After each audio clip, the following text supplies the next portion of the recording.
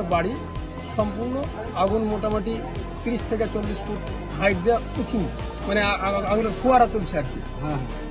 তারপর অনেক লোক আমাদের চরকৃষ্ণপুর থেকে এসছে, চিটিগলিচর থেকে এসছে, হোসপাড়া থেকে এসছে, মুন্সিপুর থেকে এসছে।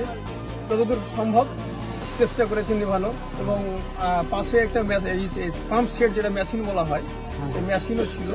মেশিন দিয়ে যতদূর সম্ভব পারা গেছে, এবং মানুষ কিছু বালি দিয়ে, মানে কিছু বালতি দিয়ে তারপর এই বালি দিয়ে নিভানোর চেষ্টা করেছে। তারপর মোটামুটি ঘন্টা 2 পরে আগুন আয়ত্ত আনা হয়েছে। আগুনটা এরকম দেখছি কি অনেক লম্বা, প্রায় 30 ফুট অগ্নিকাণ্ড এরকম দেখতে পাচ্ছি। দমকল বাহিনীকে কল করা হয়েছিল? না, এটা ওই সময় মানে কল করা হয়নি। এত তড়িঘড়ি কাজটা হয়েছে যে কাউকে করা হয়নি। না।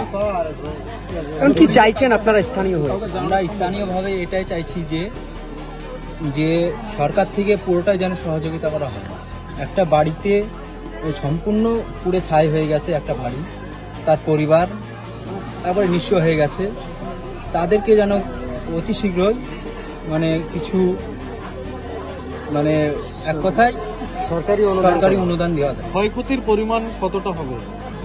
ক্ষয়ক্ষতি চাষি কৃষক পরিবার, ওর বাড়িতে যা চাষের সামগ্রী ছিল, যাবতীয় বাড়িঘর, টিন, ছাগল, মুরগি, গরু এবং ধান, চাল, পাট ছিল, রাই ছিল, কলাই ছিল, এসব যাবতীয় জিনিসপত্র সব পুরো ছাই হয়ে গেছে।